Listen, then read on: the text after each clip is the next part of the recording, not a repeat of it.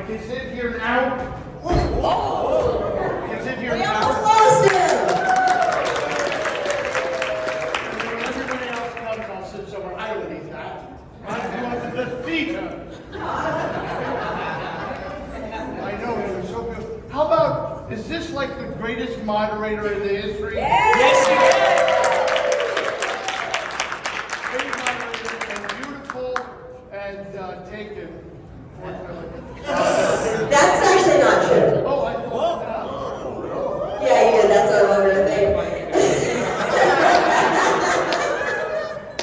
He was going to say, I thought I meant the husband. I was like, yeah, you did. And that didn't go over for a while. Oh, So. all right, well, that happens. Unfortunately, it's what it is. So, Della will be here, but we can start, right? Yeah. This is Yeah. From the elevator I met last night. Let me text Lisa and let her know we have you.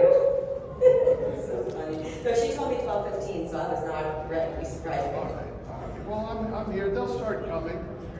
With people here. Is there any questions while she's texting? Yeah, man. I always say to my kids, the most important person is sitting in front of you. Why are you texting? Yes.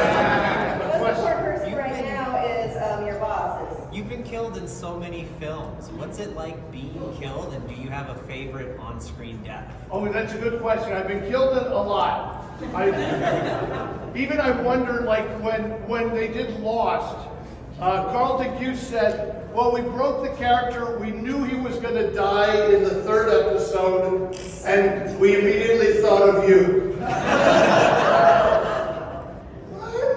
So I've had some really great deaths, but I would say the Art the Clown kill is probably the greatest experience, although nobody blew up on television before I did. So that shocked people. I did have this epiphany only recently. You guys, who likes the Rob Zombie movies too? They're so great. And I had this epiphany that these directors like to tie me to a chair, put a guy in clown face makeup, and then kill me. And I said that online, and somebody said, well, the guy, Richard Briggs says, don't call me a clown. I'm like, he has a white face, he's a clown. That's like someone said, don't call me an alcoholic, give me another beer. So yeah, I think that's a good question. What else may I answer while I'm here? I'll ask you questions if you don't ask me. Yes. That's okay, I got it now. I got a question for you, Dan, because I would really love to know about your experiences working on The Fugitive. Can we please talk, since it's a one-on-one with Dan here, not everybody, I can talk to you. I can nerd out about the things I love about Dan. This is The Fugitive, thank you, a great movie. Here's my favorite Fugitive story. One night we were doing, if you remember The Fugitive, there was a big fight at the Hilton Hotel in Chicago, and to shoot something like that, the fight and its aftermath was about a week and a half, 2 weeks of the schedule, with all the scenes at the Hilton.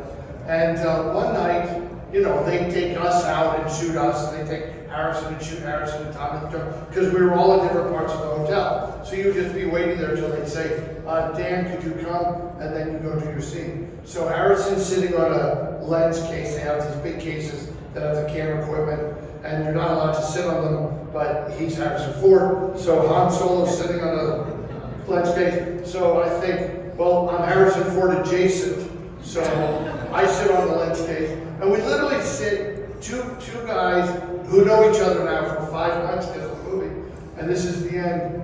And finally, after maybe 5 minutes of neither of us talking, I said, I don't know what to say to you. And Harrison Ford goes, I understand. And that was the entirety of our conversation. Because what are you going to be like, was it cold on Tatooine? Yeah, kid, that was a goddamn set. Yeah, so that's it was great. It was great. That could have been any 4 actors, and I was blessed that I was one of the 4. I love that movie so much. I live in Chicago now. I've lived there for 17 years. I'm a California girl, but I moved to Chicago. And that's a great Chicago movie, man. So many great exteriors in that one, right? Oh, yeah, terrific. Yeah, man. Any audience questions for Dan here while we got him? Santa suit again in your life? I hope so. So do you know what you guys may not know? Please follow me online on Facebook, TikTok. I don't know if I'm there or it's there. They said they put it back.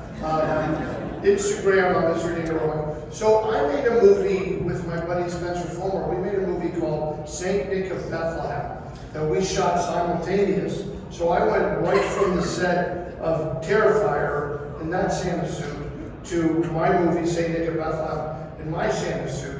And I have to tell you, I've only really technically played Santa once, and that was on Svengoolie, if you saw it. Oh my God. Yeah, I went and played Santa on Svengoolie at the same, when we were promoting everything.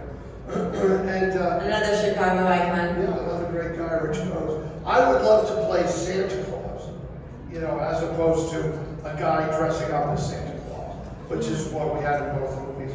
But let's say Saint Nick of Bethlehem and Terrifier 3 were on two different ends of the spectrum. Just like me. So I do hope so. Yes, thank you. You had one. Yeah. I was like, is there any movie or franchise you wish you could have been killed in? Oh God, you're really obsessed with me dying. I mean, that's what you're known for. No, you know, you're like my ex-wife. I think if my ex-wife, I had invited her to the set of Terrifier 3, she would have been like, hit him again. He's got two legs, why are you only breaking one? No, but you know, I've been in a lot of, so you guys, Michael Myers has killed me. The Phantasm Sphere has killed me. Now those two alone, because growing up, any of you who have white hair my age, those were our movies. Like I remember seeing that and seeing those movies in the theater, and you could never believe. I'm in Star Wars. I'm in the Skywalker storyline because I'm in the Jedi Fallen Order, the Jedi Survivor video games. Who would have thought that if I would have turned up brothers, I'll be in this one day? Yeah. You know, to some extent. Hey, how well do you guys know Halloween, the original movie? So, you may or may not know this, but I tried to come up with another way to lose money. So, I have a company called Monster General Store. You can go to monstergeneralstore.com. My buddy Pete Bregman and I have this company, and we started with the guy Brent Stalls, who makes all this fabulous stalls like I have at my table. And so we did, for Trick or Treat, we did the House of a Thousand Corpses coloring book. Like, if you get it, they have it at the Trick or Treat stand. I wrote it, Pete drew it, and it's like a 1960 coloring book, but everything's nice. It's not like, God, death and murder. It's like, you know, it's nice to pick up strangers. You know, it's like everything's ironic because it's all the joke. So we also just did one for Trick or Treat for Halloween. So I watched Halloween, and they are three of the worst babysitters. No, what kind of babysitters are these? The guys banging the girl in the bed of you go, all right, we'll be back Sunday morning. And the guy comes home, honey, somebody's drank the beer. Honey, remember that guy who works at the grocery store, he plays football? I swear to God, he's hanging upstairs. Honey, when we left, do you remember someone putting a dead body and a tombstone on our bed?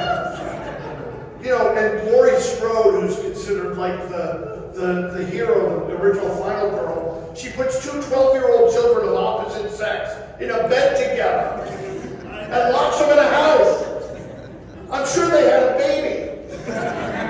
Like, these are the worst babies. Anyway, I started thinking, and by the way, the worst doctor in the history of mental illness is that idiot doctor. Should we warn people? No, don't tell anybody. Yes. Because they'll be jumping at shadows.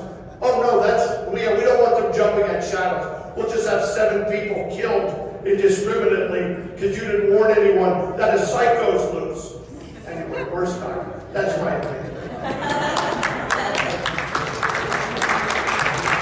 Worst time. For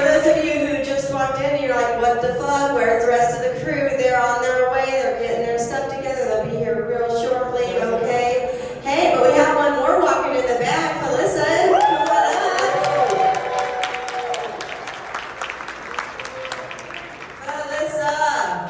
Felissa and I are available because you guys haven't come to our table yet. Because you've been waiting in line for David. Felissa, come sit with me. Why doesn't she come sit with me? Because I want her. She's on my... She's my wife. Yes, I played Danny's wife in a movie called Scream. Yes, but not anymore. You guys saw that movie, right? You both did. That's Mike Leavy's movie, Mike and Jason, the producers of Terrifier. Can we talk about Scream? Yeah, sure. Yeah, because you know it's kind of Terrifier Jason, right? Yeah, it's Terrifier Jason, and when you're a 61-year-old man, am I wrong? You spend a lot of time talking to your doctor about your stream. How's your stream? I never thought a doctor would ask me that question. My stream is fine, thank you. And Danny and I have another movie that just came out called Crust. And Danny's hilarious. Sean Whalen's one, right? Sean Whalen's directorial debut. And it's- There they are.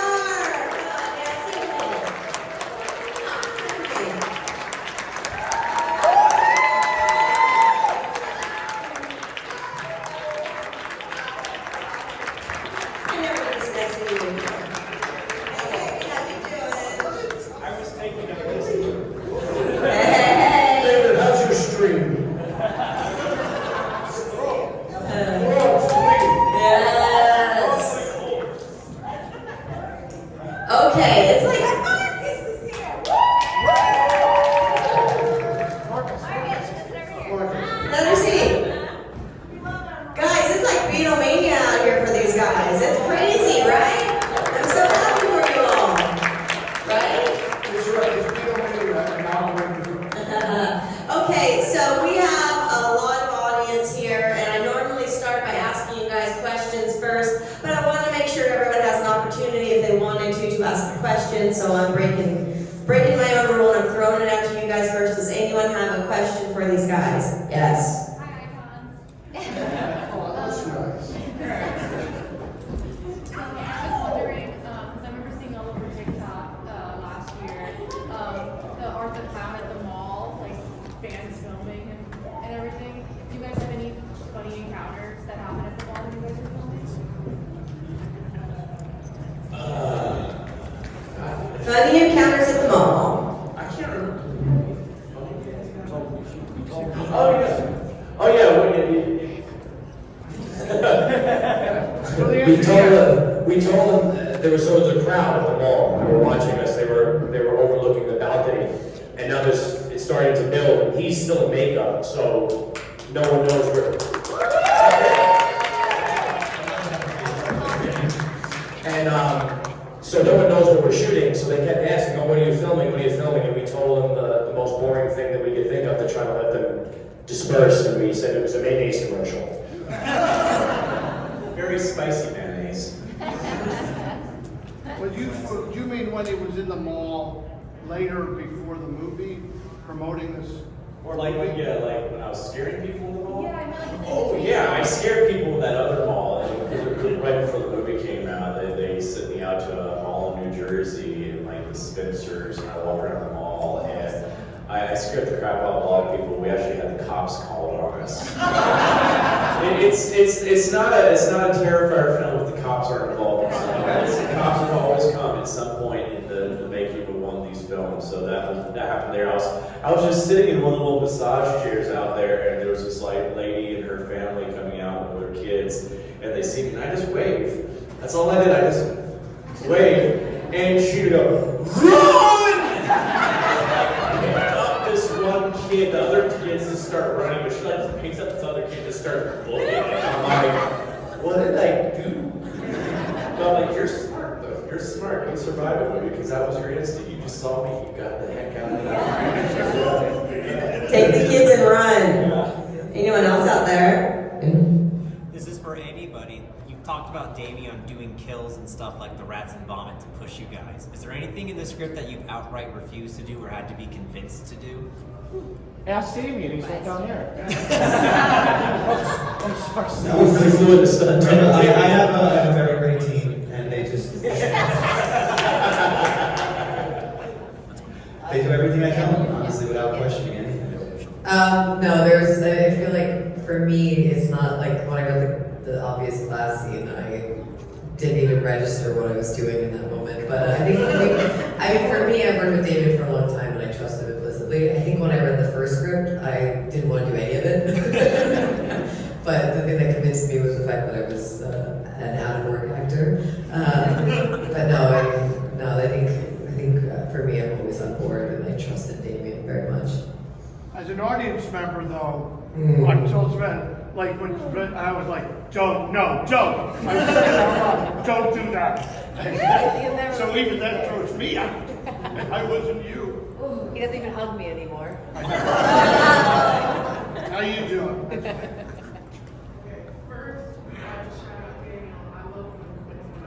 Oh, Quince, thank you. Thank you.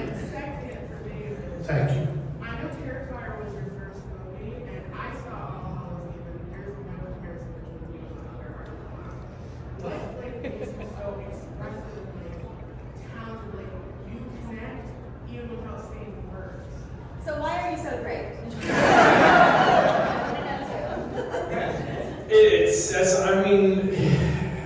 I have a long history. I just love silent films. I love silent comedies, especially slapstick comedy. So I grew up watching The Greats, and that's how I learned. But I also realized 2 years ago that where I got a lot of my mannerisms from. I thought it was just from watching all these movies, but I was at one of my cousin's wedding, and I have an aunt that is deaf.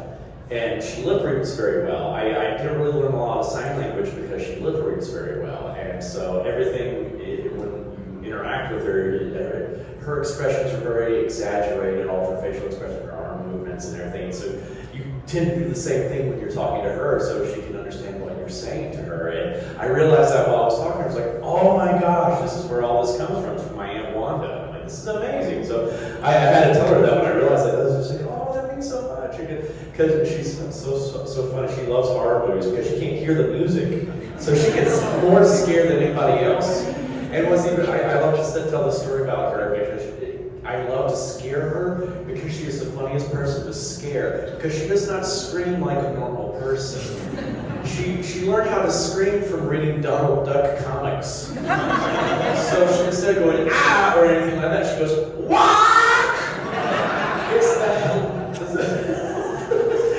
And she's like, why are you so mean? And I'm like, because you're deaf. Yeah.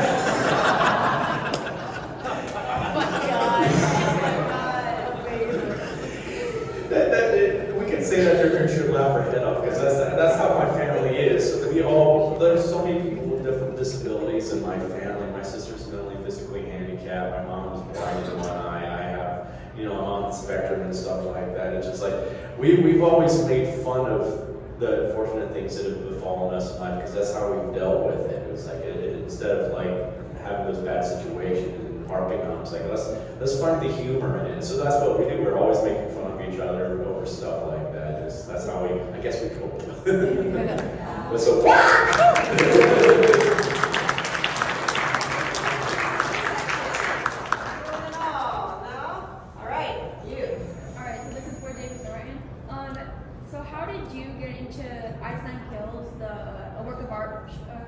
Music video, how did that transpire? How did you get into that? How did that become a thing? Oh, he just crashed it. No, it's like, I met Spencer 2 years ago when he came to New York City to do their concert there at Madison Square Garden because he was a big fan and stuff like that. He invited us all out. We hung out with him for a few hours after the show and we instantly became buddies. And I always liked their videos because they do such great production value. They make it a movie when they make their movie videos. And I was like, oh my God, we gotta collaborate one day. And so it just happened. He's like, hey, I got an idea.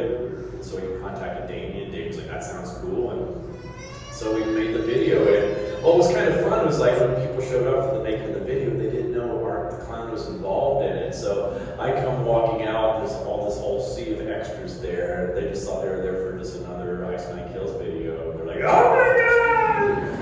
And then I start talking, and I ruin the magic. So. I saw another hand somewhere over here. Yeah. Are we going to get a backstory for Art in number 4? It's possible. I have no idea what Davey's writing, but I think he is going to tap into a little bit more of Art's origins in this one. I'm curious if Jonathan's going to show back up. Who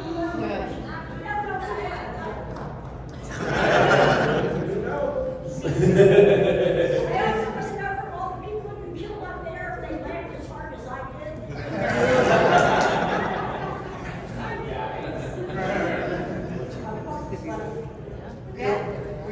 We laughed. Oh my god, my death is hilarious. And then I came back, it's even funnier.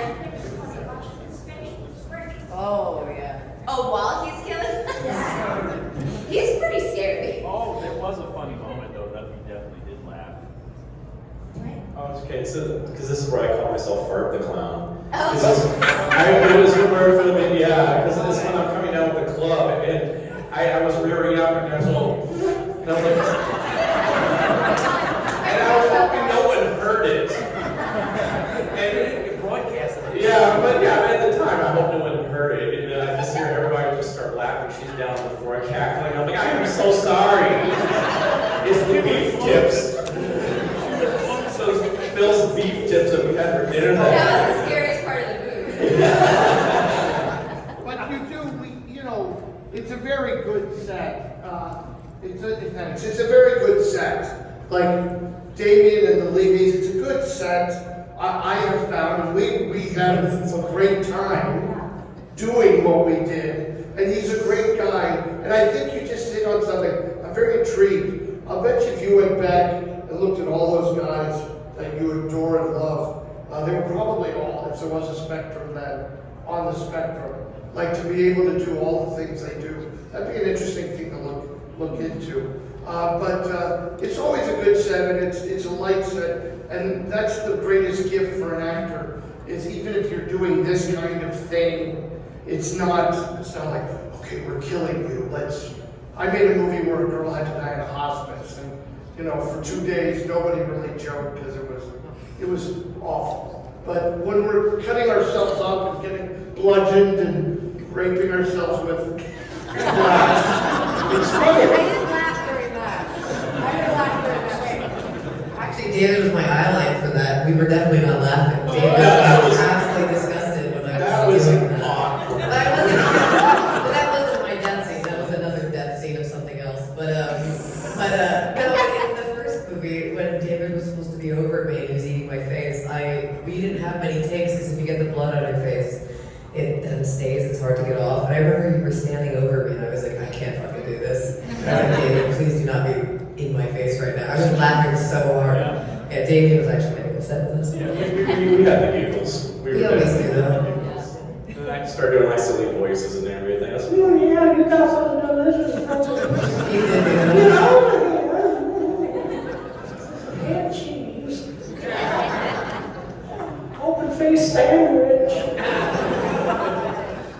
We're huge fans of Lego. We want to know what your favorite Legos are. I'm sorry, favorite Legos? Let's start at the end and come all the way down so everyone can talk. What's your favorite Lego? Favorite Legos? I'm a huge Star Wars fan. Obviously got tattoos of Star Wars, Jordan, Roebuck, so anything Star Wars related.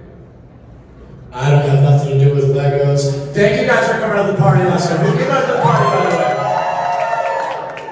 That was fucking awesome, and I'm gonna pass it on. I don't have anything to do with Legos, but I love fucking sports betting, and I'm keeping an eye on the game right now. If you guys see me on my phone, I'm not bored. I'm checking scores. I love you all.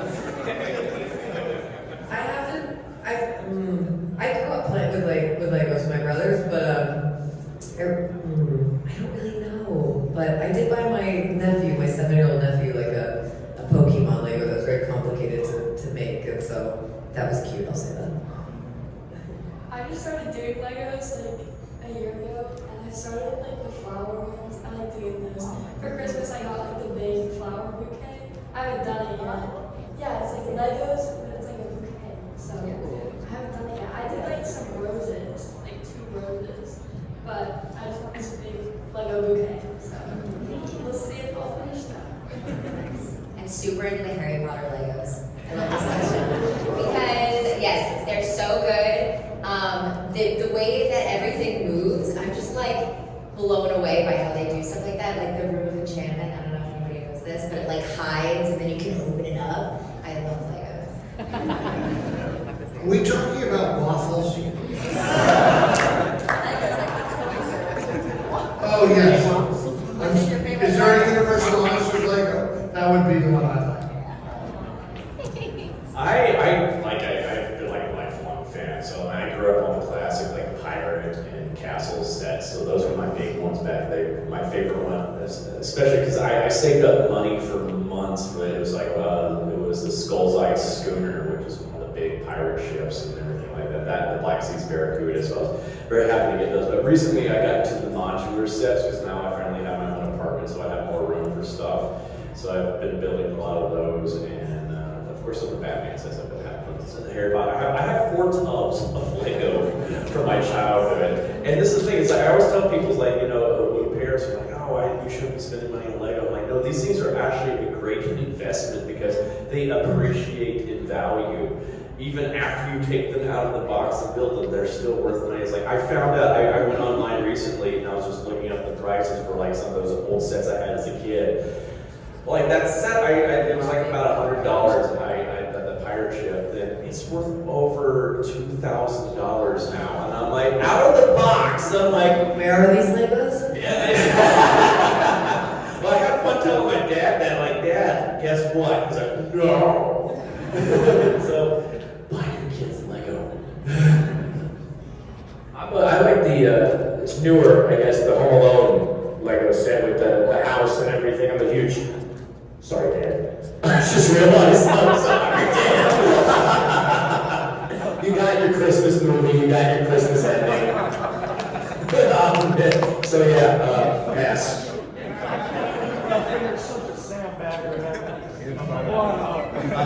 Felissa, what's your favorite Yeah, those Legos are really cool when you have a lot of kids and those suckers are everywhere. The best Legos are the Legos that are back in the box that you can't step on. Like we've been real more Stephen Della, so thank you.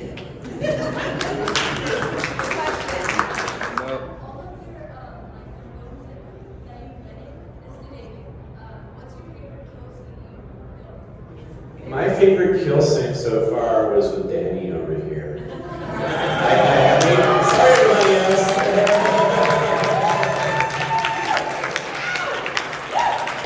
I had so much fun with that. Plus, I think it's such a fun, creative kill, and it's like, I felt like a Batman villain in that when I'm freezing the guy and making him into a human snowman. And what you don't realize, like, we actually were going to go even further with it. We just literally ran out of time with that kill scene. I was not just going to stick the carrot in his nose. I was also supposed to take 2 things of coal, light them on fire, and shove them into his eye. But we ran out of time. It was like, but still, it looked so cool. No pun intended. But we had so much fun too. Yeah, McLain, Brad, the whole entire scene is my favorite scene I've filmed so far in this. It's like we just played for several days, and like Damien's even like, yeah, I have the script here, but you guys just do whatever. And like Danny over here, he's great at just coming up with things, and he knows how to like be a great scene partner and throw you the joke, and he's just constantly coming with some great dialogue, and he'll just give me so many things to work with. And I love it. It was just so much fun.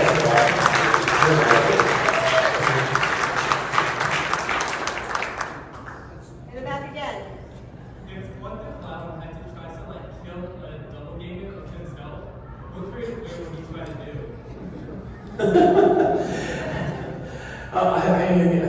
That would because I don't really want to go into detail with that because I've had this idea for a kill scene that I want to do ever since the first film. is based on something from a Marx Brothers film, from Duck Soup, and I would love to do that variation of it, so I don't want to go into detail about what I would do in that scene, but there's something I do have in mind if a situation like that came up, and I think it would be really fun.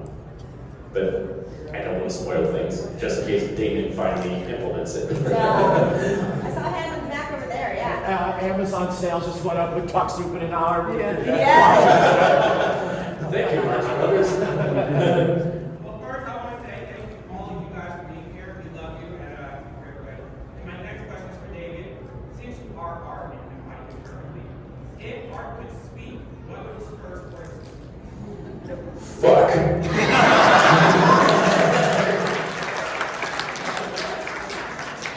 And would it be in that reading, or would it be like, like what scenario would he be saying with him? I imagine you just stub his toe out. Fuck. That'd be funny to have it be over something completely innocuous. Yeah. Oh, there's a hole in my sweater. Yeah. You know, you talk for that. Yes. How did you come up with the name Art the Clown? Yeah, I think that's definitely a dating question, but if I remember right, it was like someone had seen what art looked like. This is like the first concept of it. Was like, oh god, that guy's a work of art. Yeah, and they're like, oh, there's a name for art. Yeah, it was just a really cool idea. So I was like, yeah, it works. I like it. It's full of mid. Yeah, hey, Damien. Anyone else? Yes. This is for anyone who wants to answer. How does it feel to be a part of a film that has transcended the horror genre? I'm old enough to remember Freddy Mania and how there are a lot of kids who had never seen a Friday the 13th, well, another Elm Street film, but they knew who he was. And how I go to cons, I see small children that are dressed up as Art the Clown or the little pale girl who haven't seen the films. How does it feel to be involved in that it's a pop culture phenomenon now? I think it's pretty cool because I was one of those kids during Freddy Mania where I had not seen those movies, and because I was so young at the time. But I still remember even going to go get shoes at Shoe Carnival, and they had a whole entire wall of Freddy Krueger things, and so I knew who Freddy was. He would even come on shows on Nickelodeon as a guest star just to do like Q&A sessions, and I thought that was so cool. So that's why I think it's amazing to see children now dressed up as like Art or Pale Girl or Sienna and all these characters, Victoria. It's amazing because I know because I was that kid at one point, and that was something that has stayed with me. Like Freddy's my king, and so to knowing that there's probably going to be future generations where that Freddy was my king, Art might be theirs later on in life, and they'll be sharing that with their children. It's going to be one of those experiences. It's going to transcend generations, just like how Dracula and Wolfman and Frankenstein's monster and Mummy have transcended generations. It's one of those. That's what I love about the genre. Is like these characters aren't something that's just a flash in the pan. They're just here for a little bit, and that's it. These characters, even after the actors that have played them are no longer with us, they keep going for generations and generations and generations. So to be a part of something like that's pretty special, I think.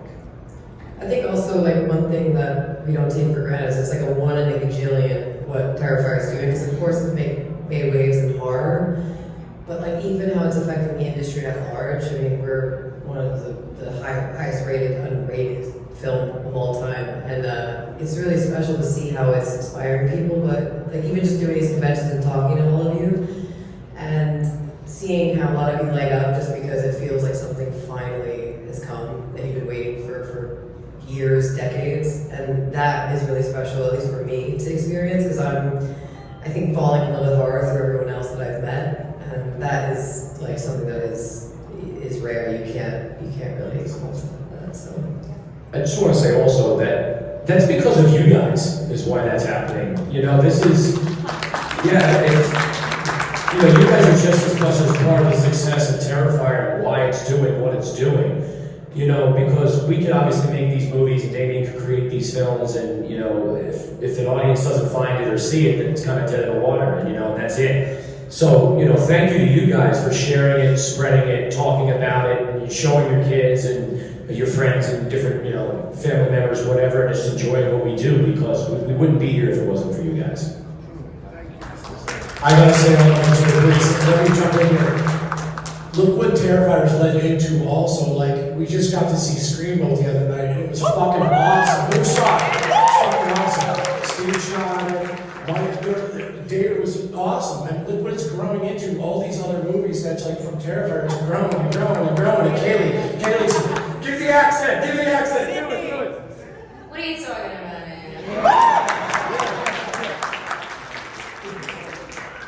Speaking of that accent, wouldn't she be an amazing Harley Quinn?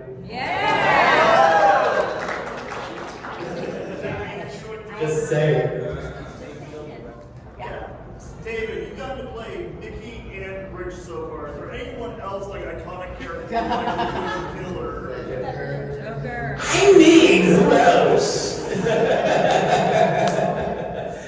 But I think another one that I think would be fun to reboot is, or bring back and do it like the comic book version of it, was The Mask. Yeah! Because the original Dark Horse comic version was very violent, gory, and bloody, and I think maybe not do it as a movie, but do it as a series, because in the comic series, different people took on the mask, and so you had different versions of that character depending on their personalities. Like Stanley was pretty much a sadistic killer, but eventually Callahan takes over and he becomes like the more heroic Mask, which is cool. So I think that would be a fun character to bring back somehow. So I have a question for each of you before we wrap this up, and then you can go and see them at their table and get some more cool merch. Okay, let's start with Felissa this time. Felissa, kind of non-art related, but it could be if you wanted to be. Can you tell me something important that you've learned on a set, any set, that you still carry with you today? No, I cannot. I'm sure that you can. I would have to say, having been on a few sets, just a few, just a couple, and especially like being on set with all of them. The most important thing when you're on set, because you're making a movie, it's crazy, there's a lot going on, it's fast, so much is happening at once. But the most important thing, and I always say this, especially when I'm producing, is gratitude. Let's remember we're all so lucky to be there, and positivity, and just keeping love in your heart for one another, because it can go sideways real quick. So just taking care of all of our family and all of our people is most important. Steven? To tag along on that, I think it's people. It's kind of, yes, it's having the right people around you, because as she said, it is very difficult. There are long hours, there are lots of problems. There's always things coming up that you don't know how to handle, so you need the people with you who you know how to handle it with and who will support you and get you through it. So I think that's the biggest thing we've learned, and that's why you see us sticking together so much, and hopefully we can keep sticking together in the future. This is the most sentimental I've ever said. I don't even know he can fucking speak. But what did I learn on set? On anything you said? Yeah, something important. You know, dealing with different personalities, because in this business there's so many different walks of life and backgrounds and culture and, you know, ideologies and things. So just dealing with different people, and, you know, obviously I also have the pleasure of directing movies as well. Producing, yeah, so like Stream, awesome. Yeah, if you haven't seen it, you get the response, so get on it. But yeah, you just get to learn how to kind of talk with people. You apply that to your everyday life, and so for me, that's been pretty much the most valuable, and you know, that I've learned. I would say patience, because there's, especially for on the actor standpoint, there's a lot of hurry up and waiting for the actors, and we sit there and wait, while everybody else in the crew is busting their butts at setting up lights, setting up whatever else has to be done, and you just have to be patient because, you know, sometimes things go wrong and you never know, and you have to adapt. So you have patience and be able to really adapt in the moment as well. And I will also say another thing that I've always impressed me about Damien as a director is he is someone that takes the time to get to know everybody on the set. He appreciates everybody that works on these films. So everybody, from the producers down to every single one of the PAs, he sits down and talks to everybody, gets to know who they are, and appreciates them and treats them as part of the family, because that's how we operate on set. We operate as a family, and I think that translates to what you see on screen. You get a better product that way, when it's just not just people there just to show up for a job. Everybody's enjoying what they're doing. They're actually dedicated to what they're doing and put their heart into everything. Thank you. I just echo that. Look, as a director, here's the way I always say this: when in doubt, do what a human would do, because actors always go to a place that you go, it's not really how a human would react to that. But gratitude is important. Last week I was shooting a monster movie called American Cryptid, and it was a beautiful full moon, and there was this girl in her full monster makeup, and you know they were rushing. And I just said, can we just take a moment to remember that not everybody is sitting under this full moon making a monster movie with someone in a monster suit, with a crew that likes monster movies, and to take that moment and just say, yes, we're a lucky band of nuts doing our dreams, and that's nice. So thank you. Very good question.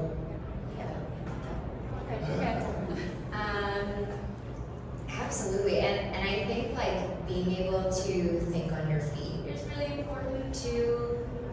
In film, it's never finite. It's different in like theater. There is a performance every time you do it, but with film, you can stop the scene and go back at any point. You can do a million different takes. So you never know what in the end is going to be chosen. Like as an actor, you don't really have any control over the editing, so you do your absolute best to give them as many options as possible and play, and always try to be as spontaneous and just in the moment as possible. And I think that's something that you're supposed to do always as an actor, but with film it's like extra life because there's no performance. It just can keep going. I'd say work really hard, show up ready, and have your lines memorized. Want to be there, like make sure you really want to be there. Show up early. I worked on General Hospital, the soap opera, and I flew from North Carolina to Los Angeles to film that. And I would get my scripts, paragraph after paragraph, like a day before I would go film it. So I would just sit down and just work so hard, make sure I had everything memorized, and then I got there and I was just ready to film it, because on sets like that, you do one or two takes and then it's on to the next scene. So you have to know what you're doing, you have to know your lines, because you don't want to be the person that's like slowing everybody else down. So work really hard, make sure you know everything, and be able to take direction too, you know. That's really important, because if you're able to take direction well, you're just like, that's good, because directors want actors that are able to take direction and switch things up when they want to. So yeah.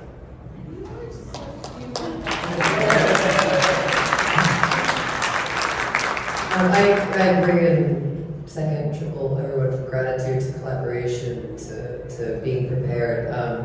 I would say that the greatest lesson I've ever learned is really just by watching Damien. And that is definitely very true, because he's such a person with integrity, and that's really hard in our industry, but also in life. Sometimes, you can't always make the best choice. You've gotta, you gotta take the money, or you gotta go and, do something necessary that doesn't serve the art form, and which makes complete sense. But David's someone who, over 10 years, but even prior to knowing him with All Hallows Eve, who's always put the art first. He's an artist at heart, and he really cares. And he's had so many opportunities that he's passed and made his life hard for a few years just because of the work, and he's kept us all together when he could have been recast and gone to Hollywood. So that I struggle with that, you know, as a director, writer, and actor, to be someone with integrity and always put the work first and put our team first and our collaborators first. And he is someone that has done that time and time again. So that would be my answer.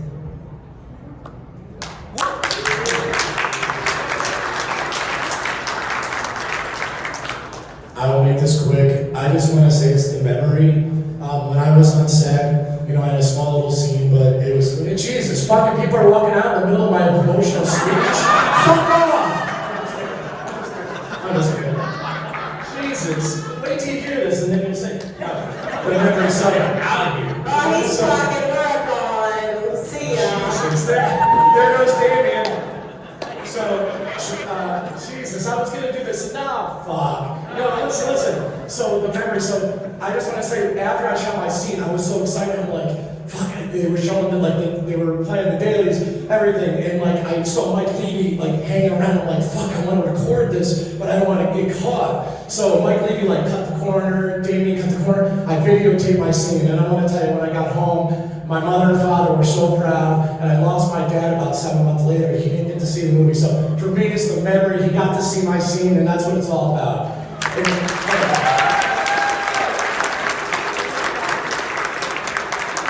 be surrounded by all these amazing people is what it's really all about. And I love you. Are you crying? Oh. I love her so much. They missed out. I love you. I love you too. I bet those people who walked out really feel like this. I was waiting for the joke. I was going to yell at you for taking the footage, ask you for it back, and as I'm about to come in, you're like, yeah, and my dad died. I got the show. I'm like, fuck. Hey, wait. Before Marcus goes up, you already brought up Home Alone. Why not talk about my dad? Go ahead. So like Greg, I'm gonna just share a personal experience, man. This has changed my life. I met these guys at a convention a few years ago. We hit it off. They got me into the game with Terrifier 2, but what I learned the most is when you find good people, crew, cast and crew that are loyal to the project, but loyal to each other, the collaboration is just seamless. I mean, it's challenges on set, but just to see how they adapt and overcome and trust each other and get the job done and everybody is having fun, it's just a beautiful thing to watch. And I will say for stream, I mean, these guys, they took care of me. I was in the hospital for 2 months with COVID and went straight to set, and they looked after me. And for the rest of my life, I'll forever be loyal to them for that. So.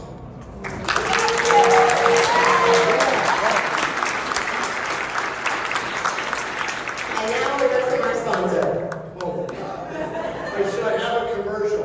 Listen, remember, stream Terrifier Jason is streamed. It's on everywhere now. You can rent it, buy it. Screenboat comes out. We saw it the other night. It's fantastic. He's fantastic. She's fantastic. The cast and crew is fantastic.